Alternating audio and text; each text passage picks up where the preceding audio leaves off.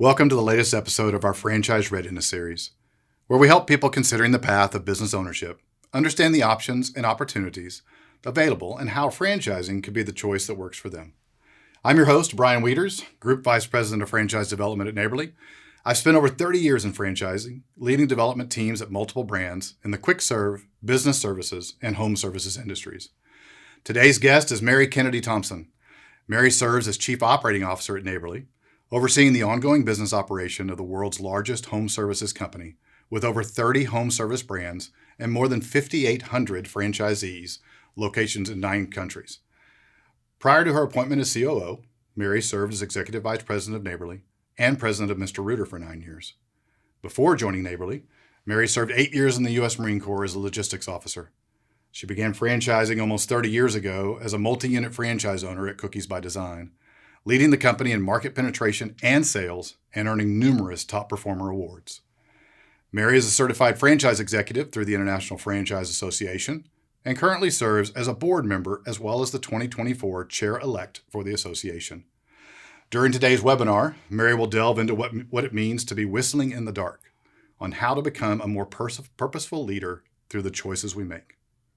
Mary will also draw from her experiences with this approach and provide actionable insight that applies to any stage of a business, ensuring your leadership journey is guided by tested principles.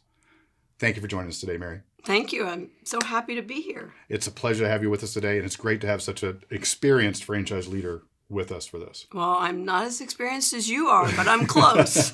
Almost, so, which is great. Well, I'm going to turn things over to you and let you go on. Great. I'm looking forward to it. Thanks. So, hello, everybody. As Brian said, I'm Mary Thompson, and it is my pleasure to spend some time today talking to you about what does it mean to whistle in the dark? How do you lead yourself and others through change, through disruption, and even opportunity? And a lot of times I think people expect opportunity to look bright and shiny, that it's going to be this bright, shiny thing in the sky that we're going to walk towards. And really, it's not. I always like that meme going around that says opportunity is disguised as overalls and hard work. Opportunity can sometimes look dark, and especially when you're in the beginning, reaching into that opportunity. So I want to talk to you about what does that mean for you? How do you lead yourself, and how do you lead others? And how do you do it with purpose, and how do you do it on purpose? Now, a little bit about us at Neighborly. You may hear companies say we're a values-driven company. For the last almost 30 years, Neighborly has been completely a values-driven company. We have 15 values that fall under 4 categories, which we call living rich, with respect, integrity, customer focus, and my favorite one, having fun in the process. And those values, they give you something to stand on. It allows us to move faster because for me as a leader, I can make decisions faster. I know what the rules are. And it attracts really good people because in an organization, diversity is very important. Diversity of thought, diversity of experience, diversity across everything. And with that diversity, you want everybody following a set of guidelines on how they do business. And that's what a set of values do. I really appreciate it. It's part of what brought me into this organization. It was the closest thing I'd ever seen since my time in the Marine Corps of a group of people from very diverse backgrounds working together, making sure that they were showing respect for all people, that they were acting with integrity in all dealings, serving our customers with enthusiasm, and then having fun. Also, when you take those values and you start to think about layering on a vision, if you don't have a vision, you don't know where you're going. Our vision is very simple: to be so remarkable, we become a beloved household name. We want to be remarkable with one another. We want to be remarkable with our franchise owners. We want to be remarkable with our supplier partners. We want to be remarkable with our customers. And everything we do, I tell people, if you see one of these Neighborly pins and you have an interaction with one of us, if it's not remarkable, we need to know, because that's how we're going to become a beloved household name. And in the Marine Corps, in my time in the Marine Corps, mission was everything. You got to understand what your mission is. Really, a mission is just a purpose. For us here at Neighborly, we want to build a service community that enriches people's lives by delivering these amazing experiences. And if you think about enriching people's lives, we want to build a service community within the location that our franchise owners have within those service professionals. We want to build a service community within the market as our franchise owners across all the brands start to work together. We want to build a service community within all of Neighborly across all of the world so we can deliver these amazing experiences. You have to understand what you do. What we do is we deliver premium service experiences to people's homes and to their businesses, primarily through franchising. We do have some company owned. So as an organization, when you know what your vision is and you understand your purpose and everyone is clear about what they do, then running fast isn't that hard. And if you look at all our brands, sometimes I like to play the game of, okay, I want you to start listing all our brands. Nobody in our organization, me included, can list them all. That's why it's so important to remember we are Neighborly, that we repair, maintain, and enhance people's homes and properties. And then a little bit about myself. Brian did a lovely job introducing me. My time as a leader has been spent making sure that I'm inspiring and serving others. There's a great book by Simon Sinek that it's called Start With Why, First Start With Why. And it's understanding what your why is. My personal why is that I inspire business leaders to reach their hopes, wishes, dreams, and goals beyond their wildest imagination. If you do that, then for me, every morning I wake up, I'm excited about what I'm doing. Every night I go to bed content that I got to make a difference. And when I talk to people about what does it mean to lead and how do you lead with purpose, it's not about you. It's not about you at all as a leader. It's about everybody else that you inspire and serve. And if you see the picture in the middle, that's myself being promoted to captain. And the man on the right is Colonel Poliasco. He was one of my very first leaders who really taught me how important it was to inspire and serve others. And when I was the new officer checking into his unit, I got pulled for Christmas duty. And when you get pulled for Christmas duty, you show up at 2 o'clock on Christmas Eve and you stay to 2 o'clock on Christmas Day. And I thought I was a rough and tough lieutenant of Marines. When I found out I had the Christmas duty, I went from being a rough and tough lieutenant of Marines to a 10-year-old little girl in about 5 seconds flat. I remember thinking, oh my goodness, I'm going to spend my first Christmas away from home. I'm not going to get those great donuts that we have in the morning. I'm not going to have my family around me, and I'm pretty sure Santa Claus is not going to find me. But Colonel Poliasco, who we used to call the old man, kind of bothers me now because in this picture he's much younger than I am today, but we saw him as the old man. When I showed up at my duty, 2 o'clock I went and did all my rounds. 3 o'clock I saw Sergeant Smith and Corporal Benotz and checked into every duty, non-commissioned officer I needed to, did what my duty told me to do. And at midnight I did my rounds. And I came back to my duty hut and I had a pity party because, in fact, Santa Claus had not found me. I was pretty miserable. At 6 o'clock on Christmas morning, the old man, Colonel Poliasco, he showed up with a tray full of hot breakfast. I'm pretty sure his wife had made it. Because he was the old man and because it was all about me at that time in my life, I didn't think about the fact that he had left his family on Christmas morning to give me 2 amazing gifts. He gave me the gift of his insights, and he gave me the gift of his time. So we sat down and we started having breakfast. And he said, Lieutenant, how's everything? And back then I was so full of myself. I turned my green book around and I said, sir, all is well and fine and safe in the barracks. And he says, well, that's good, Lieutenant. How many Marines did you talk to? And I said, well, I talked to Sergeant Smith and Corporal Benotz. And he says, that's well and fine, Lieutenant. How many other Marines did you talk to? Well, I always hate telling this story because I didn't talk to any other Marines because it was all about me at that point.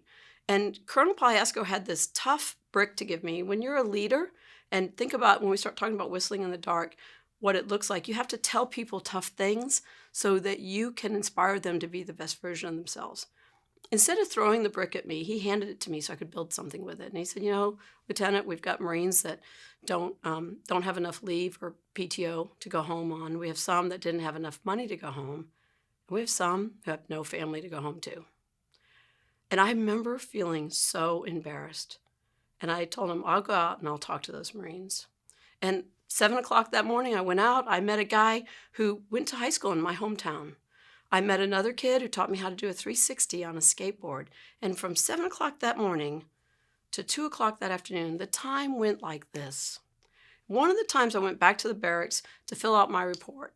And I remember that Christmas morning making a promise to myself that for the rest of my life, for the rest of the time that I thought I wanted to be a leader, I would spend time studying other leaders, reading about leadership, because I didn't know anything, because I did not understand that leadership was about inspiring and serving others. So what does that have to do with whistling in the dark? And why would I talk to you about whistling in the dark? Why does it matter? What does it look like? So I used to be, for 9 years, I served Mr. Reuter as its president. I've been brand president of Mr. Reuter, another company outside of Neighborly, and interim president of 5 of our brands. So I've had a lot of opportunity to get to inspire and serve others. And when I took over in 2006, and if you remember in 2007, I took over very late 2006. In 2007, the Great Recession hit. And I'm a plumber, so I don't call it the Great Recession. I call it the crappy recession, because that's what it was. And I was scared. And as a leader, you have to be careful when you're afraid, when you feel fear. You have to figure out ways to talk about it and work through it, that those that are following you will follow along with you. So I called my dad, and we had this great conversation. And first thing he reminded me, he said, Mary, if you think of the Chinese characters for the word crisis, it's made up of 2 characters, danger and opportunity. He said, there's danger coming down the road, but there's also opportunity. Focus your people on the opportunity. My dad, a little bit about my dad, he was a 3-time, he was a combat veteran who was a 3-time Bronze Star winner. For valor. It's very hard to get those. He was a helicopter pilot and led helicopters. If you ever saw the helicopters landing in Saigon where they were picking them up and taking them off, that was my dad's unit. And so he knew stress. He knew how to lead people through very frightening times. And he said, Mary, you know what to do. I'm like, no, Dad, I don't. That's why I'm calling you. And he said, what you need to do as a leader is understand that there's danger and opportunity, and understand that you've got to whistle in the dark, because everyone's in the dark and they need to hear from you. You need to be talking all the time. You need to be whistling and walking toward where the light is and telling people, come with me, come with me, come with me. We started doing these webinars right away, talking about what does the recession mean? What can you do about it? Where can we choose not to participate? And we whistled for a very long time. Now, fast forward to COVID. And I still remember on March 13th, which was a Friday the 13th, our CEO said, everyone's going home. And I told my executive assistant, who we've worked together for 17 years, I said, I think I'm going to go 2 weeks without seeing you. I went 2 years without seeing her. Never in my wildest imagination did I think that would happen. And we were afraid. It was fearful. And I had a leader, it was a fairly senior leader, that came to me and said, what am I going to tell my service professionals, my home service providers? Those were the Molly maid housekeepers that come in. What am I going to tell them about having to go in the house? Because all our people were going in the homes, and it was scary. And I remember thinking, we've got to start whistling in the dark again. We've got to talk about it. And I said, well, when you tell them to get in a car and go to the home, what do you tell them? He goes, well, I tell them to get in the car and go to the home. I said, well, at that time, the second leading cause of death was car accidents. And I reminded him of that. I said, what do you tell them? And he says, well, I tell them to drive safely. I ask them to wear their seatbelts. I tell them to check in with me. I said, that's exactly right. I said, that is whistling in the dark. And I started to think about, maybe we have to whistle in the dark all the time, because change is always happening. I don't know about you, but every day something changes. Every day there's an opportunity in front of me or a crisis in front of me. And I started studying fear. Lots of things cause fear. Uncertainty, threats, a new environment. Even if the change is good, it creates fear. And there was a really interesting study. There was a professor at MIT that studied he was a neuroscientist. He studied the brain and how the brain thinks. And he was studying multitasking. And I've always thought I was a good multitasker. And what I learned when I read the study is no human being is a good multitasker. And those of us who think we are, we're the worst. And what he learned was that the brain can really only focus on one thing at a time. And so part of whistling in the dark is getting people to literally follow you and come along with you and act. The best way that you can move through the fear is to start acting one step at a time. Do. Because if your brain is busy doing, it doesn't have time to think about the fear. And so we're going to talk about, what do leaders do who whistle in the dark that create action? Or what do you need to do? You might be considering becoming a business owner, becoming a franchise owner. You might be looking at a lot of different things, and you might feel a little bit of paralysis of analysis, like, oh my gosh, what if I fail? I was a franchise owner in a brand called Cookies by Design, and I remember one of my sisters asked me, what happens if you fail? I'm like, well, failure's not an option, because everything I own I put in this business. And definitely I was afraid. But I had all these things I had to do. And the more things I did, the less fear I felt. And the more things I did, the more I became this person I was trying to become. And I hear people all the time say, just be motivated. Just let's get motivated. There's no such thing as motivation. I don't know about you, I don't wake up in the morning and go, I am so excited to run those 4 miles. That's not what motivation is. What happens is the Latin root of the word identity means repeated beingness.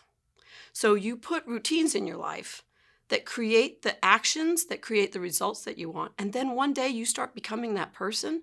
That's when you feel motivated. You see results. When you feel fear, and if you're going through any process of change, whether it's becoming a franchise owner or changing something in your life, the most important thing you can do is put action steps in that place. So how do purposeful leaders whistle? I remember when my dad said, you just got to whistle in the dark. I must have spent a week. I had a spiral-bound notebook, and I would write everything I thought I needed to say as a leader and act on as a leader that sounded and looked like whistling.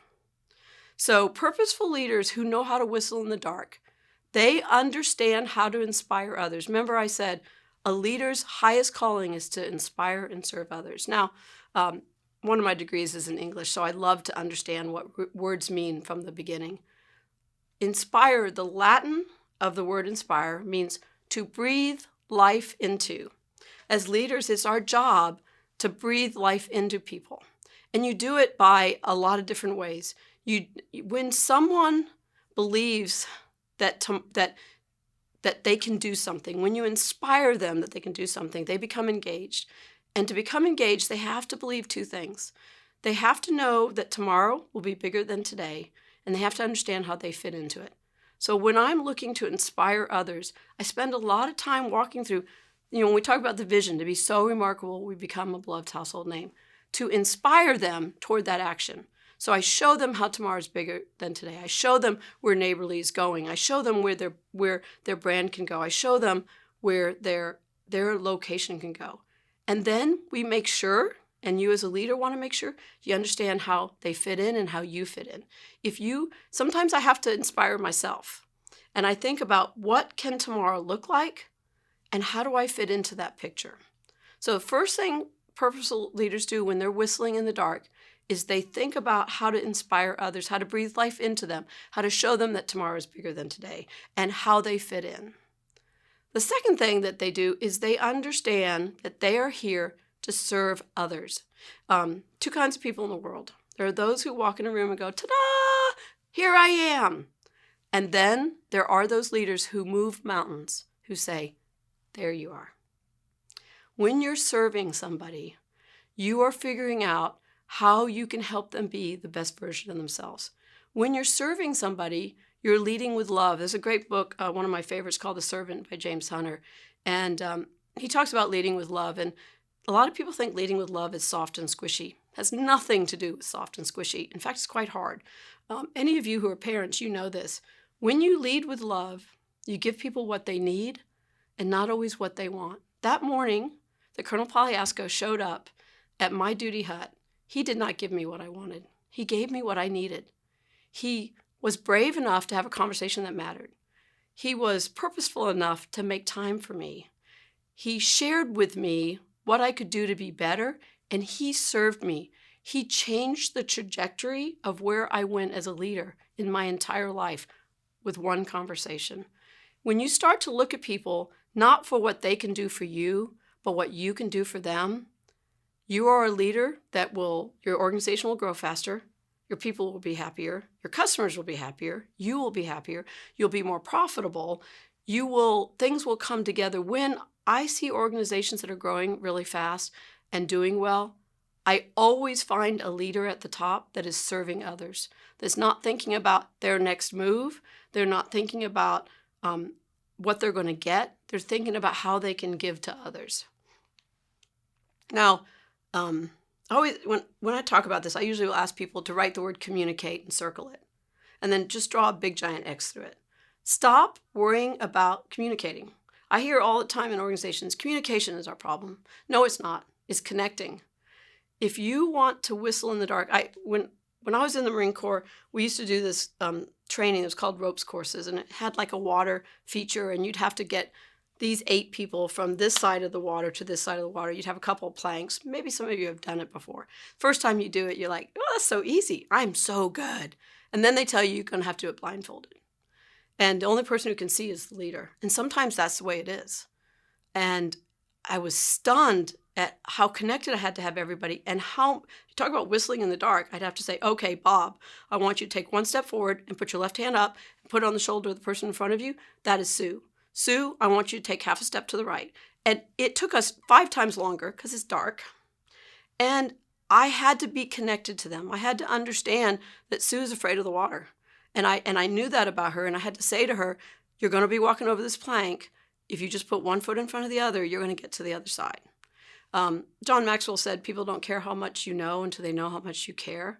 So when you're whistling in the dark, you have to bring your people very, very close. When COVID was in the throes of COVID, we were talking multiple times a day at every single level of our organization. We were so connected.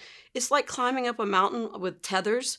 You're going to go a lot further if you're tethered together. If someone falls, you get to grab them. But you have to be extremely connected. And so as you start building your organization and start wanting to take it to the next level, think about how connected you are with the people. Don't ever say, I can't do that for you because I have to do that for everybody else. That's not true. Understand what each person needs, love them enough to give them what they need, and do that through connecting. One thing I learned in connecting, we had a great speaker a couple of years ago at Reunion, John Julius is his name, and he said, if you can suspend your ego, stop worrying about telling everybody who you are, and start asking them and understanding at least one of these 4 things. And it spells forward. And I use this all the time. I use this in my personal and my professional life. Ask them about their family. Understand what they do for occupation or what they want to do. Ask them about what they do for recreation and understand their dreams. If you know at least one of those 4, you can start connecting with people. As you start building a team, you need to know these things and ask these things regularly. If you're in your community and you're going to business mixers or trying to connect within your community, starting at any business mixer with asking the forward question will get you very far. When a leader is whistling in the dark and they're being very purposeful, they start with themselves, but they ask everybody to be all in. And you cannot ask anybody to be all in if you're not all in. I always start with myself, and I have to have all-in conversations with myself regularly because sometimes I'm not all in. About 6 months ago, I stood on my scale, and I realized I was not all in. I know what it takes to be healthy, but I was not all in. I had to write the list out of what it means to be all in, and I had to start doing it. If I was asking others to be healthy, I couldn't do that if I wasn't. That morning, Colonel Polyasco, he had an all-in conversation with me. He said, this is what leadership looks like. Let's do it. So start with yourself. And in franchising, all-in means following the system. It means using your network of fellow franchise owners. It means being gritty and doing the things that are going to take you to the next step. It means step by step by step. It means understanding what the system is so that you're doing it correctly. And then when you do that, it becomes easier to get everyone else on your team to be all in. And one of the ways to help people be all in, and when you're whistling, my whistle can only go so far. I had someone tell me once, your job is to multiply yourself. And because I thought I could do everything myself. I can't. And it's like, you have to multiply yourself. And I thought for the longest time, I had a hard time doing that. I'm a little bit of a control freak. I didn't like handing over the reins. I was not a good delegator. It was my fault and my problem. The first place I learned to be able to start handing off that baton to somebody was probably the most powerful sentence that any leader has in their arsenal, and that is, I need your help. I need your help to be so remarkable we become a beloved household name. I need your help to take such great care of the customer that we start building this service community. I need your help to help me bring the culture to this company. And what it does is it starts building responsibility. We ask our franchise owners to help all the time because it's all of us together. So when I'm whistling, when COVID started hitting, we started doing whistling in the dark conversations at every leadership level, and every leader had it with their group and had it with their group, because I couldn't say it all by myself. I had to enroll others to help, and it built this great responsibility amongst all of us. And what I learned was other people had ways to say it that were great, that I learned from and I grew from as well. So when you're whistling in the dark, ask others to come right up with you and start whistling along with you. And one of the people you have to ask to help whistle with you is your support network. It may be a spouse, it may be a parent, it may be a cousin, it may be a good friend. Those franchise owners that do the best have strong support networks, and they ask for the help. And I had to do that. I remember when we opened our first location, it was all hands on deck. We did all our own painting because we opened on a dime. And we had to work really hard. And I had siblings and friends and neighbors that were helping us. And so when they're helping, they start to feel responsible for where the organization is going. And remember this, if they're afraid, by asking them to help, they're so busy doing that, they don't have time to feel the fear. So leaders have to understand part of whistling in the dark is growing. And growth is painful. I wish it wasn't, but it is. And first thing we have to start with is growing ourselves. And so when I was whistling in the dark, whether it was a recession or it was COVID or it's somebody new coming into the system, I have to make sure I'm always taking myself to the next level. Our company has been growing very fast. And the thing I think about is, am I growing fast enough to serve this company? So purposeful leaders, when they're whistling, they make growth happen everywhere. When someone stumbles, they teach them why they stumbled so that they don't stumble again. They always say, grow yourself, grow your team. Companies don't grow organizations, people do. Grow yourself, grow your team, grow your top line, grow your bottom line, in that order. And when we're whistling, when we're being purposeful as a leader, we've got to insist on excellence. Now, nowhere in there does it say the word perfect or perfection. That doesn't exist. And quite frankly, when I see something that appears to be perfect, I usually shy away from it because it's not real. Excellence is something very, very different. So imagine you're walking along in the dark and you're whistling, and you need to insist on excellence. It's what people are doing every day. I love what Aristotle said. We are what we repeatedly do. Excellence, therefore, is not an act, but a habit. It's not I get up and I exercise for an hour and then everything's right. That's not what it is. Excellence is doing ordinary things in an extraordinary way. We don't do extraordinary things. Rarely, any of us, even the extraordinary human beings out there, we do ordinary things in an extraordinary way every single day. And remember, identity, the word identity means repeated beingness, what you're repeatedly doing. And so as Colonel Polyasco that morning, he insisted on excellence. He held me accountable. He made sure that I grew into the leader I needed to do. He didn't let me get away with being a lesser version of myself. He didn't seek perfection. He sought excellence. And when you do that, it starts to create this respect across the organization. And think about, what are you repeatedly doing? What are your people? If someone's not functioning well or not getting the job done, I start with, what are their everyday actions that create the wins and the successes? And are they doing the everyday in an extraordinary way? That's where the excellence comes in. If you don't remember anything else that I share with you today, I hope this will be something you take with you. As a leader, you cannot whistle in the dark if you can't build trust. You can't, because there is dark, and they need to trust you. It's a really good book by Stephen Covey that's called The Speed of Trust, and he says there's 4 pillars to that credibility of building trust. There's integrity, there's intention, there's capability, and there's results. And you have to have all four of those pillars. If you think of somebody who's broken trust with you, one of those pillars is missing. Integrity is not just saying what I mean and meaning what I say. Integrity is I am congruent in all things. Who I am today, who I am sitting at a pool with my grandchildren, who I am out on a run, who I am at a restaurant is the same person. And then intent means not just stating my intent, but being able to say two important things. I seek your greatest good, and I mean you no harm. And then, of course, I've got to be capable, which means I always need to be training and improving myself, seeking that excellence that we talked about, and creating results. That's critically important. And I'm going to leave you with this last thing about whistling in the dark. It's a very bold thing to do. And there's brave and there's bold. Brave is when you're painted in a corner and you've got to do something. And we do that. And it's important. Bold is something different. Bold is when you bring people along with you. And if you've ever watched the Wonder Woman movie, the first one that came out, there's a scene where they're in the trenches and there's two sides. They've been in the trenches for like a year. And I studied a lot about World War I. Trench warfare was awful. And they had this no man land stuck in the middle. And there's this village over here that they can't rescue because everyone is stuck. And she says, that's not right. And she starts to step out of the trench. She's got her shield and her mighty sword. And she starts walking across. And all the bullets are coming to her. And one by one, people start seeing her. And they start seeing what she's doing in her bold move. And everyone in the trenches, they come up with her. As you think about the business you want to own and run, what you want to do, how you're going to take your family along with you and your team along with you, be bold. Bring people along with you. Whistle in the dark and show them what you can do and what they can do. Thank you, Mary.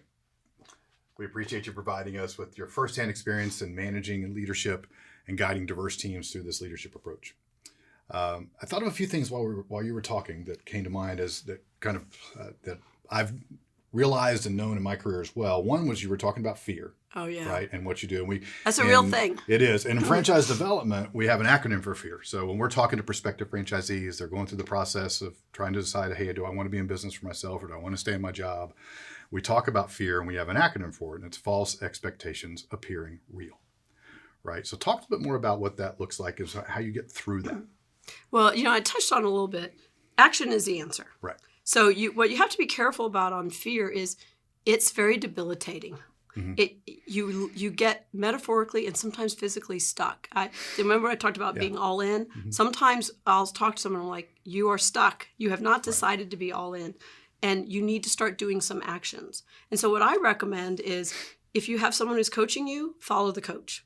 If you have a list of things to do, just start doing them. Right. Just start with something. It stunned me on COVID when we started providing very simple, easy things to do that they already knew to do. Yeah. It's just like whistling when you say, come here, come here, come here. They already know that, but they need to hear it. It starts to allay the fear, and you can't focus on both. And so if you're feeling stuck, take one step. Right. Then take the next step and then take the next. Yeah. Like you were talking about, when you can't focus on two things. No. Right? We really can't multitask. I've tried. We think we can. That doesn't work. Yeah. I heard somebody speak, actually it was one of our Enrichment Day speakers this last year when we were all together with all the Neighborly crew. And one of them was talking about when you multitask, your brain activity, it takes you down to a third grade level. Oh my goodness. When you try to do more than one thing at a time. Right. So we can't do it, even no matter how much we think we can.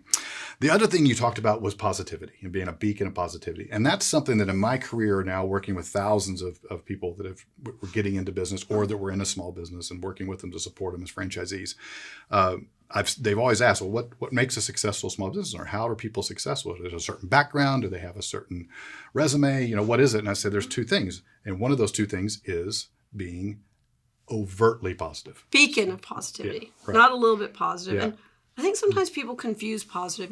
Colin Powell said optimism is a force multiplier. He's right. It's not being fake positive. Like when COVID hit, if we had told everybody, don't worry, everything's okay, you don't have anything to be afraid of, they wouldn't trust us. Yeah. And we wouldn't be telling the truth. But if we came and said, I know the world's coming to an end and we don't know, that's not positive either. Right. Positive is when you can show them how tomorrow can be bigger and where their part is. Right. And that you with real and honest conversation, you tell them and show them what is next. And I'd say there's two things. I have studied franchise owners for 30 years now. Right. And I think about when I was a franchisee, two things that make success. It's not the ones with the most money. Right. It's not the ones with the best experience. It's the ones that keep a positive mindset and can bring that to everyone on their team. And it's the ones that are gritty. Yeah. That just made up of hustle and perseverance. Right. They're gritty, gritty, gritty. Yeah, like failure is not an option for them. No, there's Right. not. Absolutely. Exactly. Got it. So, well, this has been great. And there's a few questions that have come up in the chat while you've been Oh, talking. I was hoping so. Yeah. So if you don't mind, it will take a little bit of time to Yeah, answer for one of those. sure. Great. The first one that came up talks about the role of a COO requires a lot of overseeing complex operations, right? There's a lot going on when a company is the size of Neighborly. There's a lot going on. So how do you balance the need for innovation and risk-taking with the necessity to maintain stability and efficiencies? Well, first thing I always like to outline to people is you think about a CEO, their role is to be very strategic. The COO's role is to be very tactical. And tactical means that you have a plan and a process to follow. And I love plans and processes. Yeah. And so you have to start with the plan, but you have to understand that if your plan is to go from here to here, that's never how the plan's going to go. There's going to be a plan B and a plan C because I know this much information right here and now. Yeah. And as I go along the plan, I'm going to learn new data and new information. And I may have to adjust. I may have to adapt. I may have to pivot. All those words to do that. And so one of the things I've found is because I'm so process oriented, I surround myself with very creative thinkers and people that are brave enough to say, have we thought about doing this? We have a new leader that came in to run our large hub project. And about 3 weeks in, he said, I've been looking at how we're planning to launch. I think I've got a better way. And he was right. Yeah. But if I didn't listen to him, we wouldn't have gotten there. And so have a plan, understand the plan will change, and know that those who adapt are the strongest, fastest, and do the best. Exactly. And I think your experience in the military really plays to that Oh, strength, yes. right? I never had one military mission I did, whether it was when Mount Pinatubo blew up or in Korea, that where I thought we were going to do and what we ended up doing didn't change. And we talked about it a lot. Yeah. Sometimes not only did we have to adjust, but I had to empower my leaders to be able to make decisions along the way, because sometimes you're not all in the same space. Yeah. And so you have to empower them to make, and that's why I like values and our values and our purpose, because if they know what that is, then those decisions are easier to make. Exactly. So, second question. As more and more aspiring leaders begin to take on business ownership, what advice would you share for those that are just getting started, that are just starting that search? That's a great question. I would think about a couple of things. One is there will come times that you're going to feel fearful. Yeah. It's just the nature of change and opportunity. Opportunity never looks as shiny as what it really is. Right. And so take the action. Do the next step, the next step, the next step. You'll be stunned. You'll wake up one day and you'll be there. I remember when I decided I really wanted to get serious about running, and I had a coach, and I told him, I'm learning how to be a runner. And he started laughing. He goes, you are a runner because you are running. If you own a business and you're running that business, you are a business owner. Right. And so take the step, take the next step, take the next step, and understand that you will only be as strong as the people you bring around you. And so surround yourself with diamonds. I don't know about you, but I want to be a diamond. I want to be bright, sparkly, strong, and brilliant. And the only thing that cuts a diamond is another diamond. Right. There was a really interesting study done not too long ago that said if you take your 5 closest friends and you average everything, their expectations, what they make and what they do is what you are. Yeah. And so surround yourself with diamonds, whether it's within the franchise system, within your community, within your family. Right. That's great. So Mary, this is wonderful. Really appreciate your time today and sharing. We thank you for the opportunity that you to be empowered by a leader such as yourself. And this is all great information. Thanks for having me. I love having this conversation about whistling in the dark. It always reminds me of my dad and all the times he whistled in times that were much hairier than I've ever gone through. Exactly. And so thanks for letting me share that. Sure. We appreciate it. And thanks again for tuning in. At Neighborly, our founding mission is to help people own their business and teach them the principles of success so that they can lead happy and successful lives. The Neighborly brands represent some of the most accessible and exciting opportunities for leaders of all backgrounds. We provide training and share expertise in business and services to establish a sturdy foundation that franchise owners can build their businesses on. That means franchise business ownership isn't out of reach for you. When the time comes and you're ready to explore franchise business ownership, you can visit our website at franchise.neighborly.com. Or you can reach out to us directly for more information about Neighborly and any one of its 19 brands in North America. We're always in search of talented professionals looking for their path into franchise business ownership and can help guide you on your journey or get you in touch with one of our experienced franchise developers. We've also provided a QR code, which you can see on screen now. This will take you directly to the Neighborly franchising site, where we continue to provide insight into why you would consider opportunities within the Neighborly system. Before you go, there are a few other reminders I have for you. A replay of this webinar will be available on our website, so you can rewatch it as many times as you'd like. We'll also provide the replay link via email for you to review or share it with somebody else. Be sure to check your email for information and to register for our next webinar. Thank you all for watching, and we look forward to seeing you next time.